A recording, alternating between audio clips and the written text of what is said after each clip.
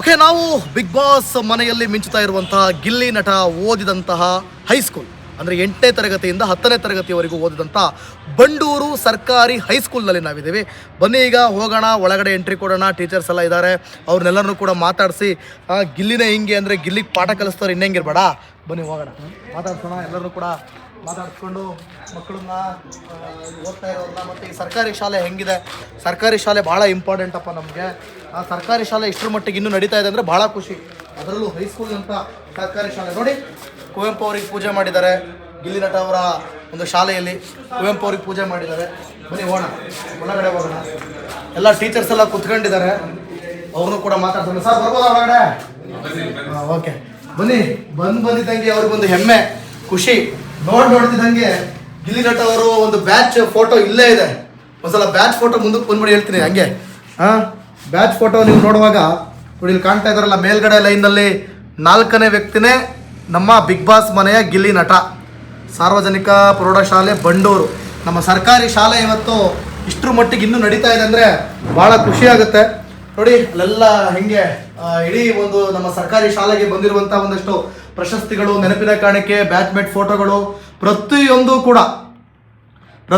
ಕೂಡ ಇದೆ, ಎಲ್ಲವೂ ಕೂಡ ಇದೆ. ಇಲ್ಲಿ ಟೀಚರ್ಸ್ ಎಲ್ಲ ಕುತ್ಕೊಂಡಿದ್ದಾರೆ.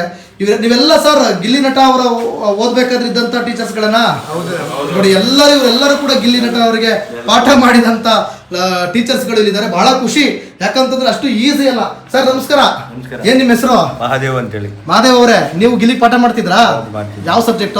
ನಮ್ದು ಕ್ರಾಫ್ಟ್ ಟೀಚರ್ ಅಂತ ಬರುತ್ತೆ. ಕ್ರಾಫ್ಟ್ ಅಂತ ಬರುತ್ತೆ. ಏನದು? ಏನ್ ವೃತ್ತಿ ಶಿಕ್ಷಣ ಅಂತ ಹೇಳಿ ಅದನ್ನ ಹೇಳ್ತಿದ್ದೆ. ಹೊರಗಡೆ ನೀತಿ ಶಿಕ್ಷಣ, ವೃತ್ತಿ ಶಿಕ್ಷಣ. ಇವತ್ತು ನಿಮ್ಮ ಗಿಲ್ಲಿ ವೃತ್ತಿ ಬದುಕಲ್ಲಿ ಟಾಪ್ ಅಲ್ಲಿ ಇದಾರಲ್ಲ, ಹೆಂಗ್ ಹೇಳ್ತೀರಾ? ವೃತ್ತಿ ಅಂದ್ಮೇಲೆ ಯಾವ್ದಾರು ಇರ್ಲೇಬೇಕಲ್ಲ, ಪಾಠದ ಜೊತೆಗೆ ಅದೊಂದು ಇರ್ಲಿ ಅಂದ್ಬಿಟ್ಟು ಒಂದು ಸಬ್ಜೆಕ್ಟ್ ಇದೆ, ಆ ಶಿಕ್ಷಕರ ಅಂತ. ನೀವು ಸರ್ಕಾರಿ ಶಾಲೆ ಟೀಚರ್ ಆಗಿರೋದು ಖುಷಿ ಇದೆಯಾ? ಖುಷಿ ಇದೆ. ಏನ್ ಹೇಳ್ತೀರಾ ಗಿಲ್ಲಿ ನಟನ್ ಬಗ್ಗೆ? ಗಿಲ್ಲಿ ನಟನ್ ಬಗ್ಗೆ ಏನಪ್ಪಾ, ಸೀಸನ್ 12 ಅಲ್ಲಿ ಸೆಲೆಕ್ಷನ್ ಆಗಿದ್ದಾನೆ, ಅದ್ರಲ್ಲಿ ಚೆನ್ನಾಗಿ ಆಡ್ತಾ ಇದ್ದಾನೆ. ಗೆದ್ದು ಬರ್ಲಿ ಅನ್ನೋದು ನಮ್ಮ ಆಸೆ. ಗೆದ್ದು ಬರ್ಲಿ ಅನ್ನೋದು ನಿಮ್ಮ ಆಶಯ. ನಮ್ ಶಿಷ್ಯ ಅಲ್ವಾ? ನಿಮ್ ಶಿಷ್ಯ ಎಲ್ಲರೂ ಆಡ್ತಾವ್ರೆ, ಆಡ್ಲಿ. ನಮ್ ಶಿಷ್ಯ ಗೆಲ್ಲೋದ್ ನಮ್ಗೆ ಖುಷಿ ಅಲ್ವಾ? ಈಗ ಇದು ಬಿಗ್ ಬಾಸ್ ಎಲ್ಲ ಆಡ್ತಾ ಇರೋದೇ ನೋಡಿದ್ರೆ ನಮ್ಗೆ ಇನ್ನೂ ಖುಷಿ ಆಯ್ತಾ ಇದೆ. ಯಾರು ನೋಡಿದ್ರೆ ನಮ್ದೀಗೆಲ್ಲ ಇರ್ತಾರೆ ಯೂಟ್ಯೂಬ್ ಚಾನಲ್ ಕೇಳ್ಬಿಟ್ಟು, ಸರ್ ಗಿಲ್ಲಿಯವ್ರ ಮಾಸ್ಟರ್ ಸರ್ ನಮಸ್ಕಾರ ಸರ್ ಅಂತಾರಲ್ಲ, ಖುಷಿ ಅದು. ನಮ್ಗೊಂಥರ ಪ್ರಾಬ್ಲಮ್. ಗಿಲ್ಲಿಗೆ ಒದೆ ಬಿಡ್ತಿದ್ರಾ? ಏಟ್ಗೆ ಮಾಮೂಲಿ ಇರ್ತಿದ್ದ, ಮಾಮೂಲಿ ಏಟ್ಗಳು ಅವೆಲ್ಲ ಇರ್ತಾವೆ. ಒಳ್ಳೆ ಹುಡುಗ, ಚೆನ್ನಾಗಿ ಆಡ್ತಿದ್ದ, ಚೆನ್ನಾಗಿದ್ದ, ಸೈಲೆಂಟ್ ಆಗಿದ್ದ ಅಷ್ಟೇ. ಅವಾಗ ಸೈಲೆಂಟ್ ಆಗಿದ್ದ, ಈಗ ಫುಲ್ ವೈಲೆಂಟ್ ಆಗಿದ್ದ. ವೈಲೆಂಟ್ ಆಗಲಿ, ಇದಾಗಲಿ ಅಷ್ಟೇ. ಆಡ್ತಾ ಇದ್ದಾನೆ, ಆಡ್ಲಿ. ಆಲ್ ದಿ ಬೆಸ್ಟ್ ಹೇಳ್ತೀರಾ? ಮತ್ತೆ ಮಾತಾಡ್ತೀನಿ. ಸರ್ ಏನು ನಿಮ್ಮ ಹೆಸರು? ಬೋರಯ್ಯ ಜಿಬಿ ಅಂತೇಳಿ. ಬೋರಯ್ಯ ಜಿಬಿ. ಬೋರಯ್ಯನವ್ರೆ, ಹೆಂಗೆ ನಿಮ್ ಗಿಲ್ಲಿ? ನಮ್ ಗಿಲ್ಲಿ ನಮ್ಮ ಶಾಲೆಯಲ್ಲಿ ಓದಿದಂತ ನಟರಾಜು ಫಸ್ಟ್, ಆಮೇಲೆ ಗಿಲ್ಲಿ. ಇಲ್ಲಿ ನಮ್ಗೆ ಅಡ್ಮಿಷನ್ ಆದಾಗ ಅವ್ನು ನಟರಾಜು ಅಷ್ಟೇ. ನಿಮ್ಗೆ ನಟರಾಜು ನಿಮ್ ಪಾಲಿಗೆ ನಟರಾಜು 3 ವರ್ಷ ಫುಲ್ ಅವ್ನು ಗಿಲ್ಲಿ ಅನ್ನೋ ಪದನೇ ಗೊತ್ತಿರ್ಲಿಲ್ಲ. ನಟರಾಜು ಬಾರಪ್ಪ ಅಂತ ಹೇಳ್ತೀವಿ. ಕ್ಲಾಸ್ ರೂಮ್ ಇರ್ಬೋದು, ಹೊರಗಡೆ ಇರ್ಬೋದು, ಕಲ್ಚರಲ್ ಪ್ರೋಗ್ರಾಮ್ ಇರ್ಬೋದು, ಅವಾಗೆಲ್ಲ ನಟರಾಜು ಅಂತಿದ್ವಿ. ಗಿಲ್ಲಿ ಅಂತ ಹೆಸರು ಹೆಂಗ್ ಬಂತು ಗೊತ್ತಾ? ಗಿಲ್ಲಿ ಅದೇ ನೆಕ್ಸ್ಟ್ ಅವನು ಕೆಲವೊಂದು ಕಾಮಿಡಿ ಸೀನ್ಗಳೆಲ್ಲ ಮಾಡಿದ್ರು. ಆವಾಗ ಅದಾದ್ಮೇಲೆ ಸುಮಾರು ನಮ್ಗೆ ಆಮೇಲೆ ಗೊತ್ತಾಯ್ತು ಅವ್ರು ಗಿಲ್ಲಿ ನಟ. ನಾವು ಯೂಟ್ಯೂಬ್ಗೆ ಹೋಗ್ಬಿಟ್ಟು ನೋಡಿದಾಗ ಈ ನಲ್ಲಿ ಮೂಳೆ ಮತ್ತೆ ಕೆಲವೊಂದು ಚೆನ್ನಾಗಿದ್ವು, ಕಾನ್ಸೆಪ್ಟ್ ಚೆನ್ನಾಗಿತ್ತು, ನೋಡಿದ್ವಿ. ಅವಾಗ ಗಿಲ್ಲಿ ನಟ ಅಂದ್ರೆ ಇವನೇನಾ ನಮ್ ಶಿಷ್ಯ ಅಂತ ನಮ್ಗೆ ಅವಾಗ ಗೊತ್ತಾಯ್ತು. ನೀವೇನ್ ಸಬ್ಜೆಕ್ಟ್ ತಗೋತಿದ್ರಿ? ಇಂಗ್ಲಿಷ್ ಬಿಡ್ತಿದ್ರ? ಅದೇ ಇಂಗ್ಲಿಷ್ ಅಂತೂ ಇಲ್ವೇ ಇಲ್ಲ. ಇಂಗ್ಲಿಷ್ ಕಲಿಲೇ ಇಲ್ಲ ಕೊನೆಗೂ. ಇಲ್ಲ, ಅವರು ಒಂದ್ ಸ್ವಲ್ಪ ಸ್ಲೋ ಲರ್ನರ್ ಇದ್ರು. ಆಮೇಲೆ ಮಾಮೂಲಿ ಲರ್ನಿಂಗ್ ಅವ್ರದ್ದು ಅಷ್ಟೊಂದು ಫಾಸ್ಟ್ ಆಗಿರ್ಲಿಲ್ಲ. ಬೇರೆ ಮಕ್ಕಳಿಗೆ ಕಂಪೇರ್ ಮಾಡಿದ್ರೆ ಬೇರೆ ವಿಚಾರದಲ್ಲಿ ಇದ್ದ. ಒದೆಗಳು ಬಿಡ್ತಾ ಇದ್ರಾ? ಒದೆಗಳಂದ್ರೆ ಅವು ಈಗ ನಮ್ ನೆನಪೇ ಇಲ್ಲ. ಅವನಿಗೆ ಯಾವ ರೀತಿ ನಾವು ಕಲಿಸ್ಬೇಕಾದ್ರೆ, ಒಬ್ಬ ವಿದ್ಯಾರ್ಥಿಗೆ ಯಾವ ತರ ಕಲಿಸ್ಬೇಕು ಅನ್ನೋದು ಅವಾಗ ನಮ್ ನೆನಪೇ ಇರೋದಿಲ್ಲ. ಗೆಲ್ಬೇಕು ಅಂತೀರಾ? ಅವನು ಗೆಲ್ಬೇಕನ್ನೋದು ನಮ್ಮೆಲ್ರು ಖುಷಿ. ಮತ್ತೆ ಎಲ್ರೂ ಕೂಡ ಅವ್ನು ಗೆಲ್ಬೇಕನ್ನೋದು ಇಡೀ ರಾಜ್ಯನೇ ಖುಷಿ ಪಡ್ತಾ ಇದೆ. ನಾವು ಖುಷಿ ಪಡೋದ್ರಲ್ಲಿ ಅತಿಶಯೋಕ್ತಿ ಏನಿಲ್ಲ. ಯಾಕಂದ್ರೆ ನಾವು ಕಲಿಸಿದಂತ ವಿದ್ಯಾರ್ಥಿ ಅಲ್ವಾ, ನಮ್ಮ ವಿದ್ಯಾರ್ಥಿ. ಅವ್ನು ಗೆಲ್ತಾನಂದ್ರೆ ನಮ್ಗಂತೂ ಒಂದು ಇಮ್ಯಾಜಿನೇಷನ್. ಅವನು ಕಪ್ ಗೆದ್ಕೊಂಡು ಬಂದು ನಮ್ಮ ಶಾಲೆ ಹತ್ರನೇ ಬಂದ್ಬಿಟ್ಟು ಏನು ಅವನು ಸೆಲೆಬ್ರೇಷನ್ ಮಾಡ್ತಾನೇನೋ ಅನ್ನೋ ಒಂದು ಇಮೇಜ್ ಅಲ್ಲಿ ಇದೀವಿ, ಇಮ್ಯಾಜಿನೇಷನ್ ಅಲ್ಲಿ. ಯಾಕಂದ್ರೆ ಬರ್ಲಿ ಅನ್ನೋ ಒಂದು ಖುಷಿ ನಮ್ಗೆ, ಆ ಒಂದು ಭರವಸೆ ನಮ್ಗಿದೆ ಸರ್. ಅವ್ನು ಗೆದ್ದು ಬರ್ಲೇಬೇಕು, ಗೆದ್ದು ಬರ್ಲಿ. All the best Gilli. Sir ನಿಮ್ಮ ಹೆಸರು? ಚನ್ಮಲ್ ಅಂದ್ಬಿಟ್ಟು. ಚನ್ಮಲ್ ಅವರೇ, ಹೆಂಗೆ ನಮ್ಮ ಊರು ಮತ್ತೆ ಅವ್ರ ಊರು ಪಕ್ಕದವ್ರೆ. ನಾವಿಬ್ರು ಅವ್ನು ಸಣ್ಣದಿಂದಲೂ ನೋಡಿದೀವಿ. ನಮ್ಮ ಅಜ್ಜಿಯವರು ಕೂಡ ಅವನೂರೇ, ಇಲ್ಲಿ ಅಕ್ಕಪಕ್ಕ. ಗಿಲ್ಲಿ ನಟ ಗೆಲ್ಬೇಕಾ? ಗೆಲ್ಬೇಕು. ನೀವೇನ್ ಸಬ್ಜೆಕ್ಟ್ ತಗೋತಿದ್ರಿ? ಇಲ್ಲ, ನಮ್ದು ಆಫೀಸ್ ವರ್ಕ್. ಆಫೀಸ್ ವರ್ಕ್ ಅವಾಗಿಂದ ನೀವಿದ್ದೀರಾ ಗಿಲ್ಲಿ ಇದ್ದಾಗಿಂದನೂ? 2004 ಇದೀವಿ ಇಲ್ಲಿ. ಓ 2004 ಇದ್ದೀರಾ? ಓಹೋ, ಹಂಗಾರೆ ಗಿಲ್ಲಿ ಗೆಲ್ಬೇಕು 100% ಪಕ್ಕ. ತರಲೆ ಮಾಡ್ತಿದ್ನಾ ಹೊರಗಡೆ ಎಲ್ಲ ನಿಮ್ ನೋಡ್ಬೇಕಾರೆ? ಇಲ್ಲಿ ಸೈಲೆಂಟ್ ಹುಡುಗ ಕಣ್ರಿ ಗಿಲ್ಲಿ. ಹಂಗೆ ಏನ್ ಸರ್ ನಿಮ್ಮ ಹೆಸರು?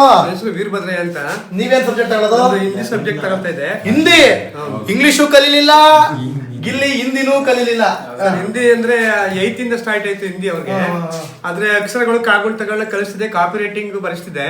ಕಾಪಿ ರೈಟಿಂಗ್ ಒಂದ್ಸರಿ ಬರೀದಕ್ಕೂ ವೇಟ್ ಹೊಡೆದಿದ್ದೀನಿ. ಆಮೇಲೆ ಯೂನಿಫಾರ್ಮ್ ಹಾಕ ಬರ್ತಿದ್ದ, ಸರಿಯಾಗಿ ಯೂನಿಫಾರ್ಮ್ ಹಾಕು ಅಂತ, ಗುಂಡಿ ಹಾಕು ಅಂತ ಹೇಳ್ತಿದ್ದೆ. ಆಮೇಲೆ ಸರಿಯಾಗಿ ನಿಂತ್ಕೊ ಅಂತ ಹೇಳ್ತಿದ್ದೆ. ಅವ್ನು ಯಾವಾಗ್ಲೂ ಬಕ್ಕಣ್ಣಿಗೆ ಬಂದು ನಿಂತ್ಕೊತಿದ್ದ. ಹಾಗಾಗಿ ಅವ್ನಿಗೆ ಕೆಲವರು ಒಂದು ಸರಿಯಾಗಿ ನಿಂತ್ಕೊಂಡು ಟೇಬಲ್ ಹತ್ರ ಬಂದಾಗ ಸರಿಯಾಗಿ ನಿಂತ್ಕೊ ಅಂತ ಹೇಳ್ತಿದ್ದೆ. ಅವ್ರ ಅಕ್ಕ ನನ್ನ ಸ್ಟೂಡೆಂಟು, ಅವ್ರ ಅಣ್ಣನು ಕೂಡ ನನ್ನ ಸ್ಟೂಡೆಂಟು, ಗಿಲ್ಲಿನೂ ಕೂಡ ನನ್ನ ಸ್ಟೂಡೆಂಟು. ಅವ್ರ ಅಪ್ಪ ನಮ್ಮ ತುಂಬಾ ಪರಿಚಯ ಇರ್ತಕ್ಕಂಥವ್ರು.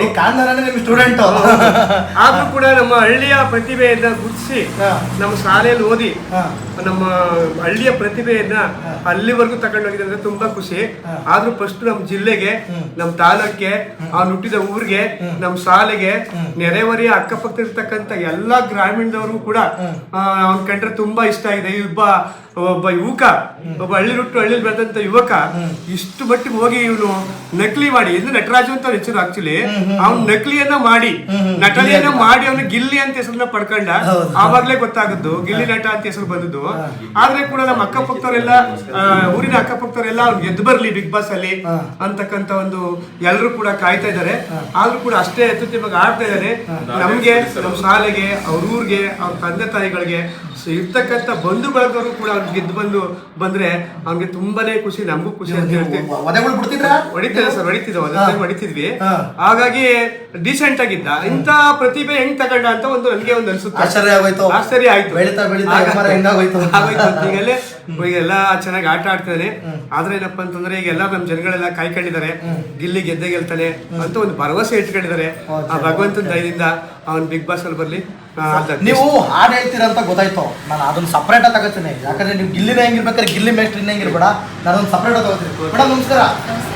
ಏನ್ ನಿಮ್ಮ ಹೆಸರು? ಪ್ರಮೀಳಾ ಅವರೇ, ನೀವೇನ್ ಸಬ್ಜೆಕ್ಟ್ ತಗೊಳ್ಳೋದು? ಕನ್ನಡ. ಓಹೋ, ಇವತ್ತು ಕನ್ನಡದಲ್ಲಿ ಗಿಲ್ಲಿ ಅಬ್ಬರಿಸ್ತಾ ಇದ್ದಾರಪ್ಪ. ಹೇಳಿ, ಏನ್ ಹೇಳ್ತೀರಾ? ಅಂದ್ರೆ ತುಂಬಾ ಇನ್ನೋಸೆಂಟ್ ಕೂಡ ಹೇಳಿದ್ದಾರೆ.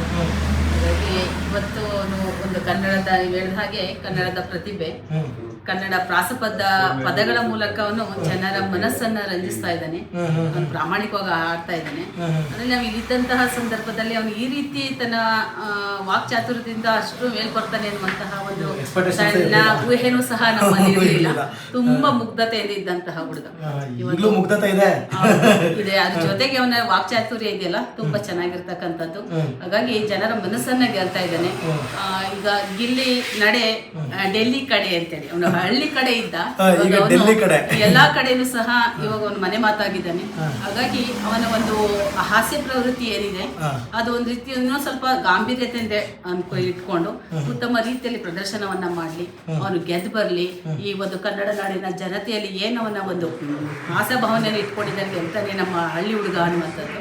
ಹಾಗಾಗಿ ಹಳ್ಳಿ ಪ್ರತಿಭೆಗೆ ಒಂದು ರೀತಿ ಉತ್ತಮವಾದ ಅವಕಾಶ ಸಿಕ್ಕಿದೆ. ಅದ್ರ ಪ್ರಯೋಜನವನ್ನು ಅವನು ಪಡ್ಕೊಳ್ತಾ ಇದ್ದಾನೆ. ಹಾಗಾಗಿ ಅವ್ನಿಗೆ ಒಳ್ಳೇದಾಗ್ಲಿ, ಅವ್ನ ಭವಿಷ್ಯ ಉಜ್ವಲವಾಗ್ಲಿ ಅಂತ ಹೇಳಿ ನನ್ನ ಹಾರೈಸ್ತೀನಿ. ನಿಮ್ಮ ಹೆಸರು? ಪ್ರಮೀಳಾ. ಪ್ರಮೀಳಾ ಮೇಡಮ್ ಹೇಳ್ತಾ ಇದ್ದಾರೆ. ನೋಡಿ, ಗಿಲ್ಲಿ ನಟ ಓದಿದ್ದು ಈ ಸರ್ಕಾರಿ ಶಾಲೆಯಲ್ಲಿ. ನಾನು ಬಹಳ ಪ್ರಮುಖ 2 ಕಾನ್ಸೆಪ್ಟ್ ಅಲ್ಲಿ ಬಂದಿದ್ದು. ಒಂದು, ಕನ್ನಡ ವಿದ್ಯಾರ್ಥಿ, ಕನ್ನಡ ಶಾಲೆ, ಸರ್ಕಾರಿ ಶಾಲೆ ಉಳಿಬೇಕು ಅನ್ನೋ ಧ್ಯೇಯ ನಾವು ಯಾವಾಗಲೂ ಇಟ್ಕೊಂಡೇ ಬಂದಿರೋರು. ಸೊ ಸರ್ಕಾರಿ ಶಾಲೆ ಯಾವತ್ತಿಗೂ ಕೂಡ ಉಳಿಬೇಕು ಅಂತ ಶಾಲೆಯಲ್ಲಿ ಗಿಲ್ಲಿ ನಟ ಓದಿದಂಥದ್ದು. ಅದೇ ಸರ್ಕಾರಿ ಶಾಲೆಯಲ್ಲಿ ಇವತ್ತು ನಿಂತ್ಕೊಂಡು ಗಿಲ್ಲಿ ನಟನ ಟೀಚರ್ಸ್ನೆಲ್ಲ ನಾವು ಮಾತಾಡಿಸ್ತಾ ಇದ್ದೀವಿ.